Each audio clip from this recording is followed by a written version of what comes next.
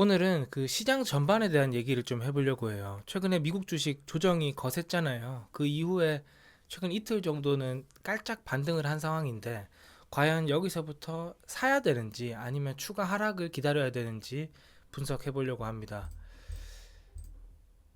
지금 주가가 끝에 조금 오른 거 이전에, 그러니까 이번 주 수요일까지죠. 그때까지 고점 대비 한 10% 정도 빠졌습니다.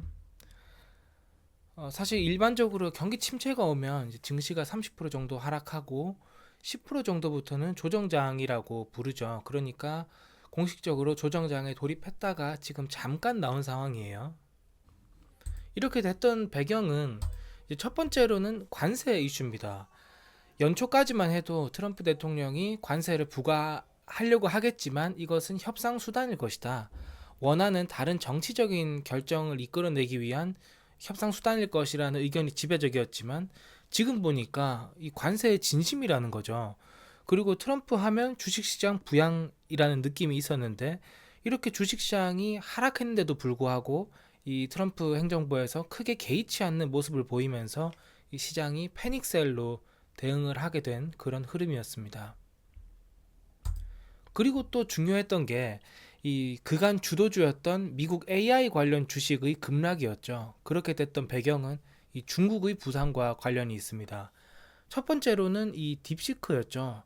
1월 말이었나요? 1월 말이었죠. 1월 말부터 이 중국의 스타트업이었던, 그리고 메인 비즈니스가 AI가 아닌 이 회사에서 딥시크라는 모델을 개발하면서 큰 충격을 줬었고, 미국의 AI 투자가 과잉일 수도 있다 이런 우려를 줬었고, 그 이후에도 속속들이 이 오픈 소스로 무료로 그 미국의 최고 사양 AI 에이전트와 동일한 혹은 그보다 조금 더 앞선 성능의 AI 에이전트가 나오면서 마누스와 같은 이 중국의 AI 관련주들이 급등하고 미국이 조정을 받는 흐름을 보였습니다. 그리고 뭐 요거만큼 주도주는 아니지만 테슬라 관련해서도 이 중국의 피지컬 AI가 부상을 하면서 테슬라 주가가 크게 하락을 했었죠. 거기에 더해서 이 AI 인프라 관련해서도 최근에 이 이슈가 있어요.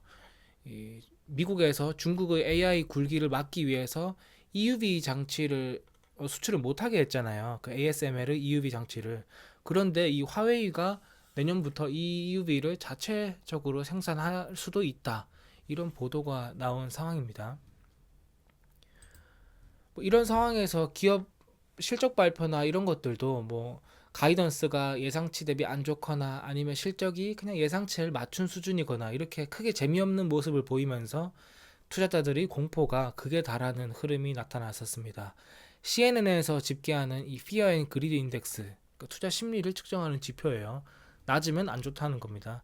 이 하늘색인데 대충 요 정도 밴드에서 왔다 갔다 하는데 지금 거의 최악 수준까지 하락했죠. 그러면서 이 주가도 하락했고요. 이런 상황인데 저는 요 정도까지 왔으면, 그러니까 뭐 요런 이슈 오케이 다 알겠는데 그래도 이 10%까지 하락한 거는 조금 과도하다고 봐요. 첫 번째는 이 경기 침체가 아니라는 겁니다. 경기 침체가 아니기 때문에 10% 정도부터는 반등에 조금 더 무게감을 둬야 된다는 거예요. 이게 메리츠 증권에서 작성했던 표인데 이 각 매크로 지표별로 경기 침체 때 어떤 흐름을 보였는가예요. 그럼 하나씩 보면 이 여기는 이제 소매 판매 쪽이고 요 하단에 있는 표는 제가 계산한 숫자로 오늘자 기준으로 적은 겁니다.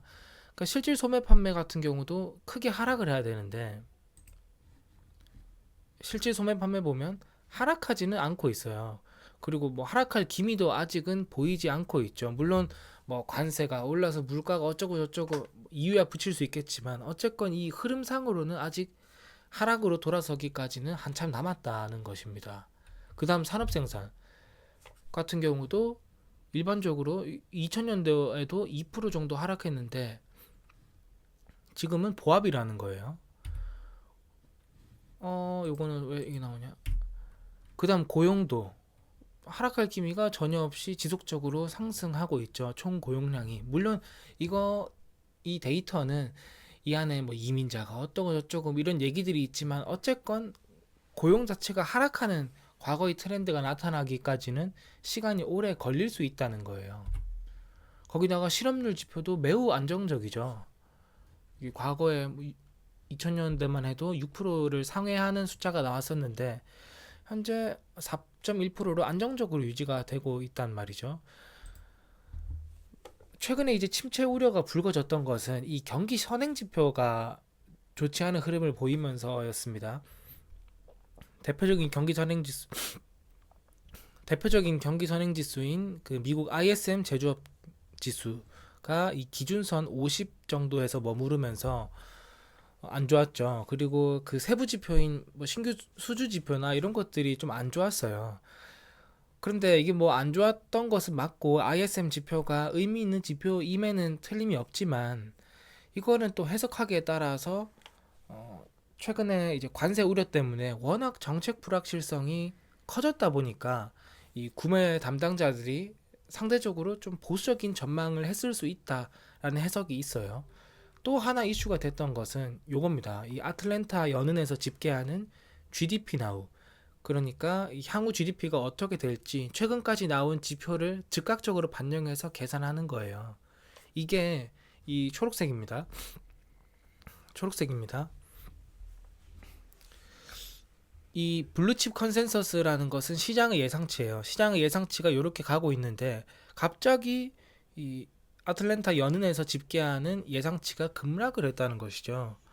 요거 때문에 또 침체가 빨리 올 수 있는 거 아니냐 이런 우려가 있었지만 사실 이거는 이 경기 이 GDP라는 것이 소비, 투자, 정부, 순수출 이렇게 구성이 되잖아요.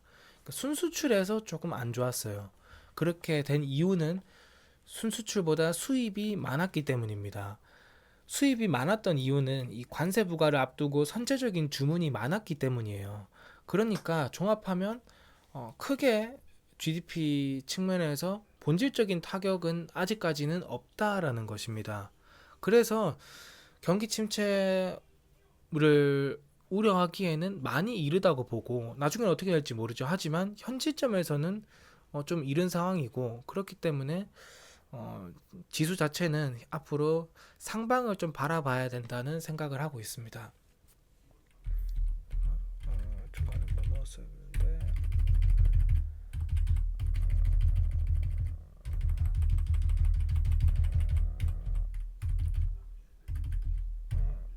오케이. 그리고 이제 경기 측면 외에도 하반기로 갈수록 좋은 이벤트들이 있습니다. 첫 번째로는 감세입니다. 앞서서 증시 하락의 트리거 중에 가장 큰 것이 관세라고 말씀을 드렸지만 이제 관세 다음에는 감세가 온다는 거예요. 트럼프 1기 때는 감세를 먼저 하고 그 다음에 관세 전쟁을 했죠. 하지만 이번에는 순서가 다릅니다. 관세로 먼저 두들겨 팬 다음에 감세로 당근을 주는 그런 구조입니다. 트럼프 감세법이라고 불리는 이 TCJA 요게 올해 중에 만료가 될 예정이고 앞으로 5월 정도부터 본격적으로 감세에 대한 세부안이 논의가 될 예정입니다.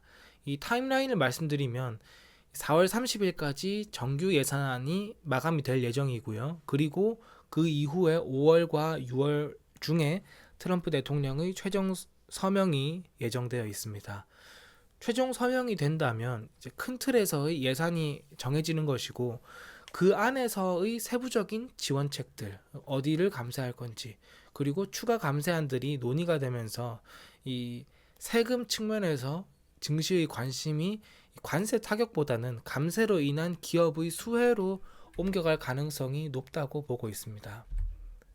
그리고 또 이 AI 측면에서의 우려를 해소해줄 GTC가 이번 주에 예정이 되어 있죠.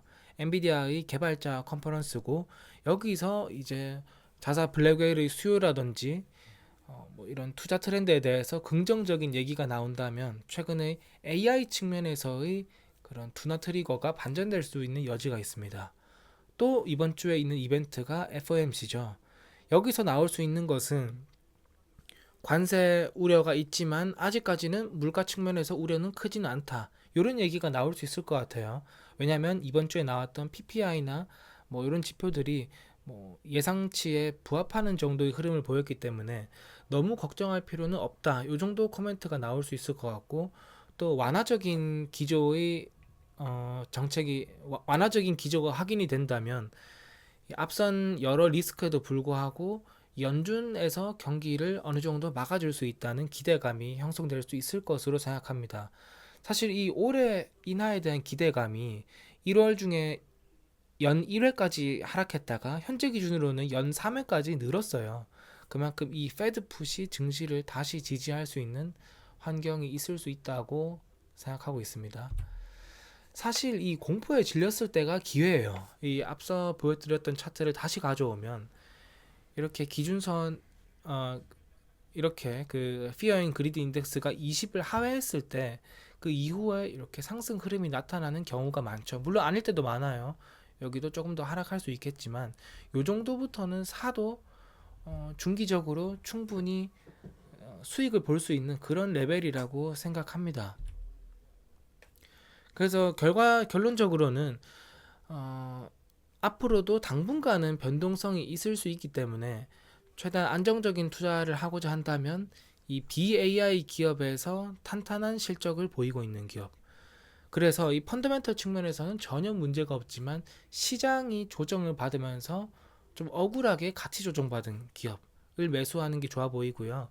또 기술적 측면에서도 한 200일 이평선까지 하락해서 반등을 노려볼 수 있는, 그러니까 시장이 반등할 때 조금 더 빠르게 반등할 수 있는 위치까지 온 기업을 매수하는 게 좋은 전략이라고 판단합니다. 그래서 제가 한 두 가지 정도 기업 추려봤는데, 첫 번째로는 P&G예요. P&G 같은 경우는 필수 소비재 기업이죠. 뭐 화장품이라든지 샴푸 이런 뭐 소비재 기업이고, 뭐 실적 같은 경우 지속해서 좋은 흐름 보이고 있습니다. 그런데 최근에 주가가 조정받으면서 이 파란색인 200일선까지 빠르게 내려왔죠. 사실 이 또 필수 소비재 섹터이기 때문에 향후 어떤 변동성이 있을 때 대응 여력도 더 좋은 종목이기 때문에 이 정도 레벨에서는 뭐큰 부담 없이 매수해도 될 종목이라고 보고 있습니다. 사실 요거보다 조금 더 좋게 보는 종목은 바로 요겁니다. 이 로얄 캐리비안 크루즈, 제가 작년에도 언급한 바 있는 종목인데, 이 캐리비안 이 크루즈 산업이 흐름이 지속적으로 좋아요. 큰 트렌드 말씀드리면 일단 수요단에서는 젊은 층들의 크루즈 이용률이 급증하고 있습니다. 젊은 층들이 요즘엔 인스타에 올리고 이런 거에 만족감을 느끼다 보니까 전통적인 뭐 럭셔리 재화 소비에서 럭셔리 경험 소비로 많이 이동하고 있습니다. 그런 트렌드 하에서 이 로얄 캐리비안 크루즈가 과거 코로나 기간 동안 구조조정을 함으로써 이 사업 효율화까지 발생한 상황이기 때문에 큐도 좋고 이 비용도 안정적인 그런 상황이에요. 그리고 이제 또 봄 되면서 이제 다시 성수기로 들어가는 상황이기 때문에 모멘텀이 있을 수 있는 상황입니다. 그런 상황에서 이 여러 번 주가를 막아줬던 200일선까지 하락했기 때문에 사실 요 기업 같은 경우는 뭐 아주 좋은 상황이라고 보고 있습니다. 물론 시장이 급반등한다면 뭐 테슬라나 엔비디아 이런 종목이 더 갈 수 있겠지만 시장이 길 가능성도 무시할 수는 없기 때문에 적어도 한 4월 정도까지 그런 상황을 종합했을 때는 이 리스크 리턴 측면에서 아주 좋은 종목이라고 생각합니다.